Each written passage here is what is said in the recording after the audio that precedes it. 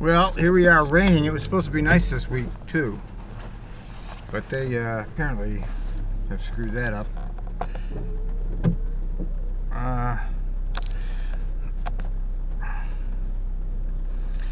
Here we go. I've had a hell of a morning here, man, on my property. God, what a morning.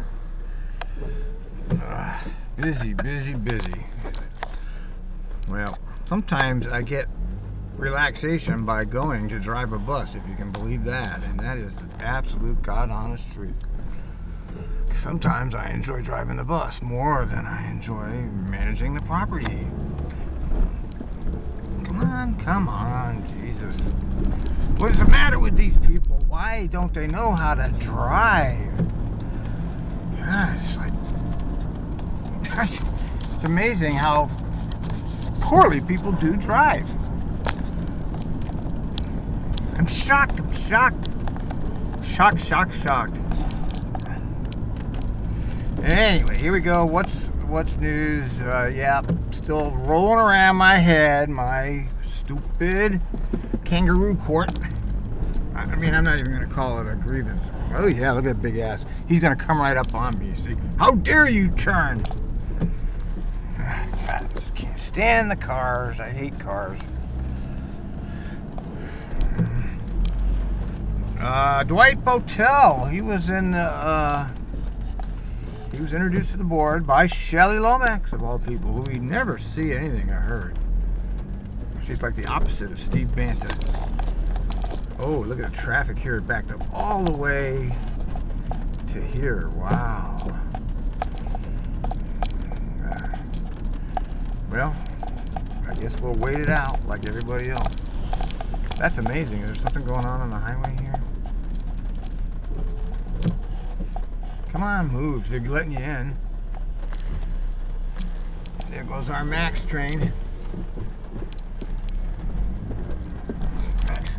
Look at that line, man.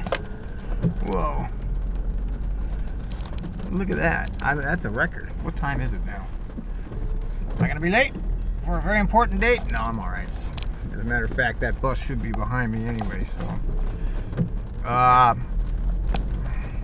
Yeah, the whole grievance thing keeps rolling around my head here, you know, the absurdity of it. I'll get over it, don't worry. I just sent in my... Go ahead. I just sent in my... There they go. See, they're not held up in traffic. All they are is packed in like sardines. You might not be held in like in traffic, but you're packed in like sardines. At least I'm in my version of the mobile living room. See, notice my luxury accommodation. See, that's why people won't give up their cars until they have to. Of course, if that train was close to my house, well, it's actually not that far. And if it wasn't like a sardine can and it went to where I needed to go, and then I could get it coming home at night without being in a rush, I would be taking it. But it's not that way. It's the other way. It's like inconvenient, infrequent, and it's wintertime and I don't want to walk. So we're Americans. We have a right to drive. That's our right. It's our God-given right to drive an automobile. Right? So that way I don't have to stress over the transit. What's happening? Okay, I had a message that there was a knockdown, drag-out fight between two operators in the Beaverton break room. Wow, man, I love it when that happens. Don't you? I love to watch that. And there was this scene on the bus too. I heard it on dispatch where there's some kind of problem with the operators, where one of them got on the bus of the other one, and the other one was like freaked out because that other operator was on the bus and refused to drive the bus, and it turned into a whole big stink, and service had to be canceled, and the person had to go home, and blah de blah de blah. So we're having a lot of operator on operator disputes here, and I wonder why that's happening. I don't really remember that happening very often, but I guess it's starting to happen more. And I was looking at the report that, as we wait our turn to go up the ramp, I was looking at the report. Nobody's cleaned up that trash, as you can see. It's still sitting there in all of its glory. The Harry support $155,000 man's bureaucratic report, you know, basically self-congratulating everybody for how great we're doing with safety. And it's just so much, I don't know, you can only read so many of those reports, you know. Got a whole bureaucracy for that now. Phew! What else? What else? What else? Well, it's always action around here, but I was talking to Steve, and he's pretty disgusted right now. He's disgusted about the dirty buses, you know. They're hiring all these, like, competency, cultural la-di-da, but they can't hire a bus cleaner. Really, it's so pathetic, isn't it? It's so pathetic here. You know, it's your government at work is what you see here. It's doing everything wrong, just like the rest of government. You know, let's do everything wrong that people don't actually need, but will make us feel better about ourselves, you know. We'll feel better about ourselves if we have these little programs going here. It's just hilarious, you know. Yesterday, my girlfriend, who happens to drive a bus here, got her bus 30 minutes late. 30 minutes late. Which is amazing because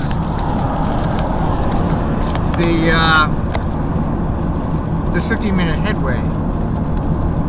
Okay? And this particular operator, I mean, he's another one that just, I don't know. I mean, how can you be so late all the time, no matter what run you're doing?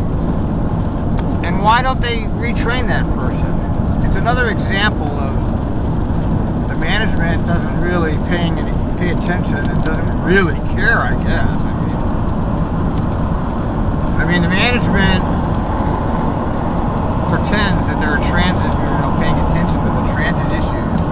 The reality of the situation is that they're not. You know, it's a fucking joke is what it is. There's so many things going on around here while those pinheads attend their meetings. I mean, what is there to say, really? I mean, what is there to say today about that? I know that Ed Choi is out golfing today, and I hope he's enjoying the weather. It was supposed to be nice today, Ed. What happened? It's not nice. It was supposed to be nice. Although I do see sun coming out down here, but it's raining, man, as usual. And I hope my friend Dave. Hi, Dave. You know Dave, who rides with me on. Used to ride with me on a 67. Occasionally I see him on a 58. Hi, Dave. What you're watching? Our good friend Dave, a YouTuber. No Michaels. What is that? No Michaels. I'm not sure what that actually is. Some guy with a flag up there. No Michaels, and I'm not really clear on what he means. No Michaels. No Michaels what? Traffic is bad. Oh yes, the ridership report is out, and Max and Wes and Green Line are double-digit growth from a year ago. This month, a year ago. Woo! Double-digit growth. Wow. What they neglect to mention is that the combined ridership of these two particular methodologies of our multimodal, it's a multimodal, don't forget, transit system, make up like 1% of our riders. So even though they have tripled, quadrupled, just incredible ridership gains, $17 million, $75 million West, billions, and who knows how many did it cost $1 billion to put in the Green Line? I have no idea what that cost. I don't remember. They're actually up. It's up and away. So we're very proud of our West and our Green Line, and keep on coming. Those light rails, you know, bring them on, man. Those light rails are doing the job, and we don't need any more buses around here. Just bring us light rail. Light rail. We love it. Everybody needs to go by light rail. Forget streetcars. Actually, the rail is a streetcar when it goes through downtown Portland. And that's one of the things they ruined about their light rail here in Portland on the Blue Line. Actually, they ruined it on all the lines because they go right through the city of Portland at a snail's pace, thereby ruining the speediness of the whole system. I mean, it's right on the street. You know, and light rail is supposed to be fast, and it usually is in many cities where it's not going on the road where everything else is. Well, I'm not driving over to the garage today because it's probably packed over there. You know, Oregonians, they can't drive in the rain. And that's interesting that they can't drive in the rain because it rains all the time here. Why can't they drive in the rain if they can't, if it's raining all the time? What's the problem? I find that very peculiar. Oh, I should have picked that guy up. I know him. He's a very nice man. And look at the traffic here, too. Doggy. I'm going to miss this 58 route. I really will. I really enjoyed the people. I'm not going to miss downtown Portland at all. Adios to downtown Portland. Hope to not see you again either. Why are you going so slow? But I am going to miss the 58. It's been a good reunion for me with my old friends who I knew from several years ago who are still riding the 58. Amazingly dedicated bus riders on the 58. The 58 works good too because a lot of these people out here on Canyon Road, they grab that bus and it takes them right downtown. They don't have to mess around with that fucking rail. It goes right down there and they can just, once they're there, they just walk where they need to go. And that's just great. They love that bus. And they've loved it for years. And it broke their hearts when TriMet decided to cancel the weekend service, the late night service, just like they did with the 67 riders who had been riding the TriMet system for years, who lived out on Bethany Boulevard and Springville Road, specifically because they could get transit, who now have been abandoned by this company in their quest for the light rail. In their quest for light rail and bureaucracy, because that's what TriMet is best at.